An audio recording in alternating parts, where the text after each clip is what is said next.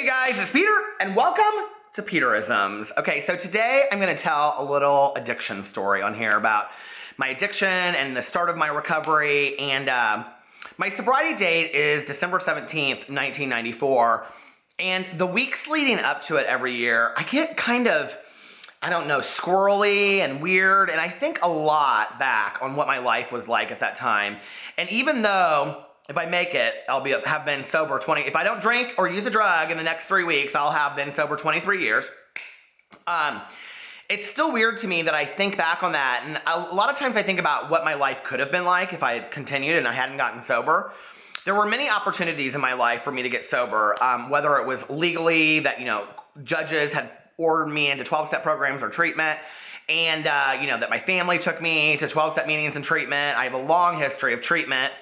I have a long history of legal issues as well, and I've talked a lot about that on my vlog, and I'll probably talk a lot about it on here, including the last DUI I got when the judge said to me, and they read this in the courtroom with my father standing right next to me. He was so happy. They said, "Can you walk the line?" And I said, "Walk it, I can vogue it."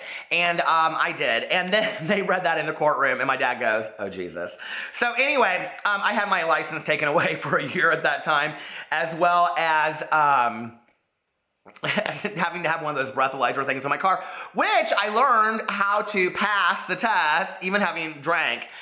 I have such a history of really dangerous behavior associated with my drinking and my drugging that even when I tell funny stories about it, I always want there to be a learning experience that goes along with it, because I think that behavior is extremely problematic, okay? And, my dad, one of the things that really sticks with me, it didn't make a difference at the time. So, when we're talking to people that have addiction issues a lot of times, what you're saying to them at that time may not have any kind of impact on them, but down the road it may. You're planting a seed at that moment, And I'll never forget, I had driven over to my dad's house, and I can't remember for what. It was like a Sunday afternoon, and I had gone to some bar on the way there, and I was like, I know this is hard to believe, but I loved desperate dark bars. And I had sat there and I had like a pitcher of beer or something like that, something cheap that I could afford. And I went to my dad's house and I just showed up and I was intoxicated. And my dad said, "Did you drive here?" And I said, "Yeah." And he said, "Give me your keys." And I actually wrestled with my dad for these keys. And he said, "You're going to end up killing somebody." He goes, "If you kill yourself," he goes, that's beside the point. He said, "I'll be sad, your mom will be sad, your stepmom will be sad, people will miss you, but we'll get over it." He said, "You aren't going to be able to live with yourself if you kill a child or a family drinking and driving." And to me today, that really, really sticks with me. And one of the things I say to all of my friends, even the ones that aren't alcoholic, that have a drink when they go out, I go, even a glass of wine can impair your judgment. Please, in the time of Uber and Lyft, do not even risk it. And if you don't kill somebody, a charge related to drinking and driving is a burden, B, very, very expensive. So, I don't want to say any of these stories and have people think that I'm just like making fun of it, because there is nothing light about it today. And thank God I lived through it, and so did everybody else, because I was really a risk to the community out there, And drinking and driving was something that I did on a regular basis, and I'm not proud of that one bit. But in going into, the weeks before my sobriety, I always think a lot about what my life looked like, and especially the last month was very desperate. I rarely left bed until 4 or 5 o'clock in the afternoon, and I'm going to talk about that in just a second, because I'm going to read you guys something. I was not being honest with anybody around me, including my best friends, including my family. Nobody really knew what was going on. I had dated somebody that summer, and it had kind of ended at the beginning of October. I think he had had enough, to be really honest with you, and was like, "I'm done," right? So I was really pretty much alone, and I had this girl that was kind of living with me on my couch up until, let's say, late August, September. And I came home one day and she was packing her stuff, and I thought she was a real nuisance anyway. I was like, I'm ready for her to go, right? And I came home one day and she was packing her stuff, and she was moving home to go back with her parents. And I said, "Where are you going, Peggy?" And she said, she said, "Your life is spiraling out of control and you're going to die and I can't watch it." And she said, "You either need to get help or I'm going to tell your dad. You either tell your dad or I'm going to tell my dad." And I looked at her and I said, fuck you, get out of my life. And she went and she told my dad. And she was and nothing happened as a result of it. But, looking back on that, and when we're friends today, and I've told her, I said, listen, you're the only friend of mine that was willing to say anything to people that cared, I had 2 very close male friends that came to visit me in treatment, but other than that, people just kind of forgot, and that's kind of what happens is we think we have these super close friendships that are aligned by drugs and alcohol, but after the fact, what you realize is it really is just about the fun times with drugs and alcohol. There's really not a whole lot after that, and it's kind of sad, and I'm not saying that I don't miss those people, because I do, and I'll think of a funny story and go, oh, I wonder what they're doing, but like our friendship would be completely different. But a lot of times I'm reminded of this post, this blog post, and it actually even says at the beginning of this that I post it every year, and I haven't posted it since the last time I posted it on here. So I thought I would talk about it today and have it out there because it's a reminder for me of where I came from in the last night before I got sober. And it's called 18 Degrees of Insanity, and this one is called Revisited. 18 Degrees of Insanity, and here's the picture of me. Did I put on that? How arrogant am I that this is also the screensaver on my phone because I want to remember that I used to look pretty good. 4 years ago when I originally wrote this post, I never expected to get the reaction I received from its readers. As a blogger who has always simply shared his life experiences, I thought some people might relate and others would ask questions. Instead, I literally received hundreds of emails thanking me for sharing my experience. Others with addiction issues asked where they could find refuge and assistance. Many people have written me since and asked me what happened after that first night. And I did make some attempt at writing it out, but today I like to just live as an example of what can happen if you choose to not engage in substance use, whether it's addiction or otherwise. In the last year, I've grown a lot and am willing to be more honest now than ever before about my life before and after sobriety. So maybe it's time to let the story out. Today is my 19th year sobriety birthday, and every year since, I've written this piece. I've reposted it to remind myself where I came from. It is humbling at best, and I am extremely grateful for what I refer to as my coldest night. 18 Degrees of Insanity. Years ago, when I read James Fry's A Million Little Pieces, I was infuriated. Angry because as soon as I was 20 pages into the book, as an alcoholic and addict in recovery, I knew he had fictionalized his experience. And maybe it doesn't matter. I've spoken to several addicts and alcoholics who feel that even if he helped one person, then his intentions were honorable. And well, it was a great piece of literature, I guess. So maybe in reality, he's just a great storyteller. But I still felt cheated because I felt that I had earned my journey. I felt that I had earned my misery as well as my sobriety. It was mine. The only thing no one could take away from me. And then I realized it just didn't matter. We all fictionalize pieces of our lives to help others, or to even get attention, right? For years, people have asked me about my story, and I've kept it close to my heart, except in the rooms of my cohorts, where I find solace and serenity. But now I think it's time. Because maybe, just maybe, I can help one person out of the madness. This madness, which for me ended on December 16th of 1994. I always considered myself the pretty drinker. It was a term I had used to describe my mother in her drinking days. Hair combed back, adorned in a cute suit, nice piece of jewelry around her neck, with a beer or martini in hand. And even as a small child, I yearned to be that pretty drinker. But there was nothing pretty about December 16th. And to this day, I wonder what it was about that morning or afternoon, as I was accustomed to not getting up until after 3 at that point, that made it any different. I remember walking to the kitchen and cracking open a Colt 45, having moved onto malt liquor as the starting point every morning.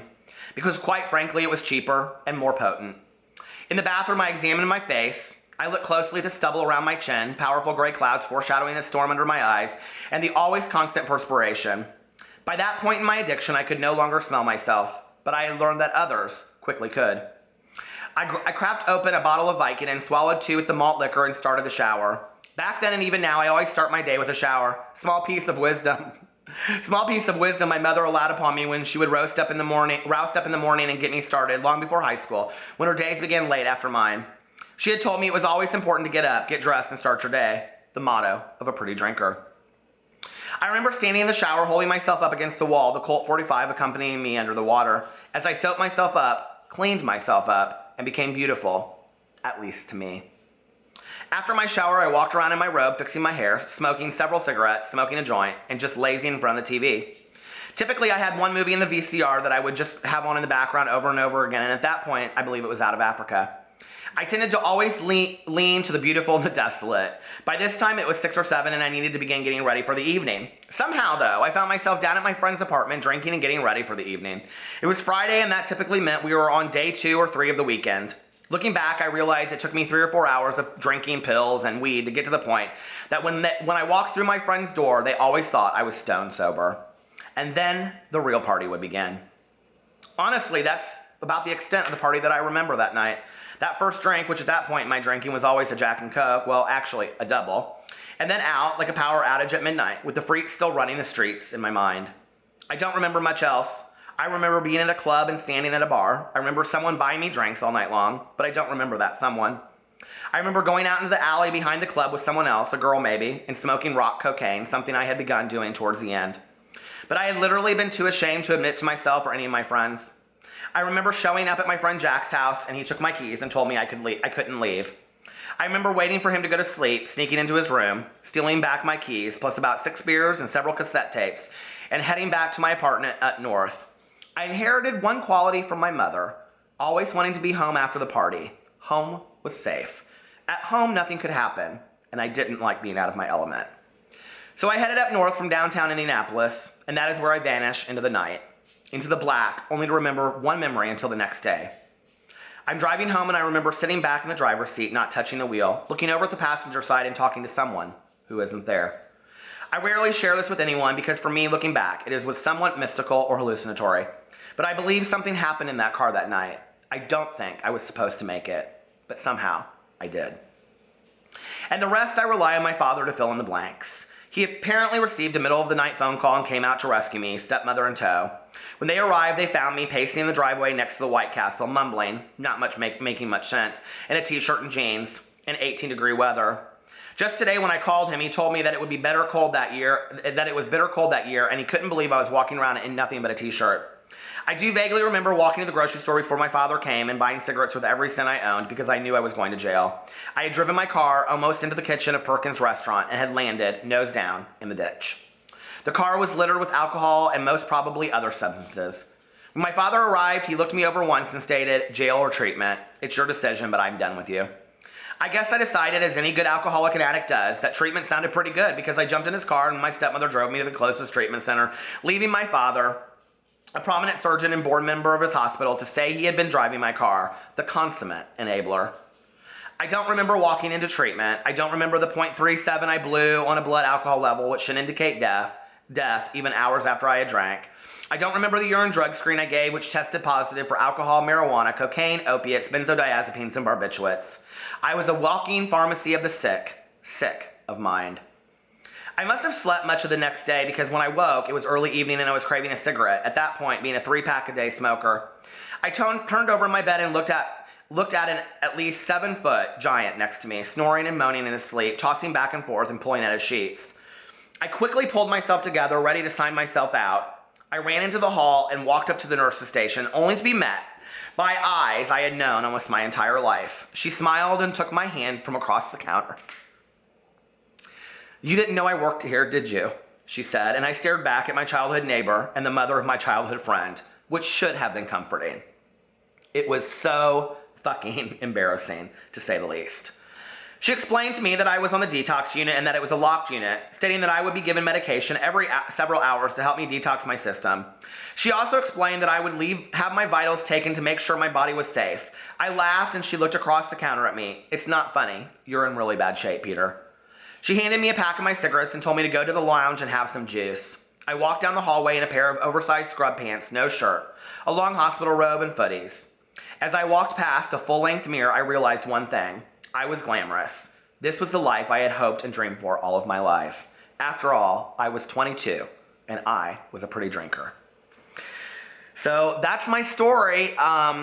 It's weird, like, reading that. Like, I forget sometimes what it was like. I can remember being in Jack's apartment, and he has since passed away. And it's weird when you get older and people that are part of your history are no longer here, and I can remember that somebody that was buying me drinks in the bar that night ended up being my first boyfriend out of treatment because I was quick to get into a relationship, something we don't encourage.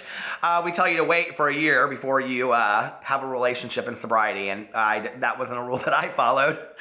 Yeah, I got into a second one too, and then by the third one, my sponsor said to me, "So are you willing to do it my way?" And I said, "Sure." So I didn't have a relationship for a year after that. My life has been amazing as a result of my sobriety. If that was my coldest night, I'm okay with that. You know, I look back on that and I think every day of my life was like that for a very long time. I don't ever want to go back to that. It's not worth it. Life is absolutely beautiful. Life is amazing. And you know, even with the tragedies that happen in our lives, even with the sad things that happen to us, you know, life is bittersweet. It's the bitter and the sweet. It's the good and the bad. It's all of it together that make this such a wonderful life. I love you guys, and I will see you tomorrow. Bye.